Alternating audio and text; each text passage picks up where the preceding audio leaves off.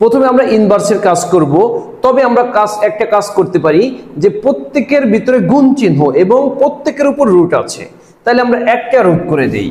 কি করলাম? একটা রুট করে দিলাম, যেহেতু প্রত্যেকের উপর রুট আছে এবং গুণ চিহ্ন আছে। যদি যোগ চিহ্ন থাকতো বা বিয়োগ চিহ্ন, তাহলে কিন্তু আমরা রুট করতে পারতাম না, শুধু আমরা পারবো গুণ থাকলে।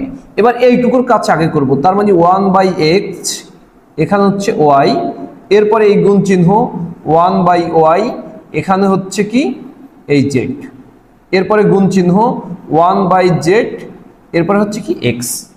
কারণ আমরা জানি ইনভার্স 1 মানে কি বিপরীত, তার মানে 1/x। আচ্ছা, এরপরে আমরা এই রুট চিহ্ন দিলাম, তাহলে ওয়াই অনের সাথে গুণ হয়ে ওয়াই একে ওয়াই, নিচে এক্স, এই গুণ চিহ্ন, জেড একে জেড, নিচে হচ্ছে ওয়াই, আবার অনের সাথে এক্স গুণ করলে এক্স হয়, নিচে হচ্ছে জেড। এবার দেখো এক্সে এক্সে কাটা, ওয়াইতে ওয়াইতে কাটা, জেটে জেটে কাটা, তাহলে কি থাকলো? 1 থাকলো। মনে রাখবা কাটাকাটি করলে 0 হয় না, কি হয়? 1 হয়।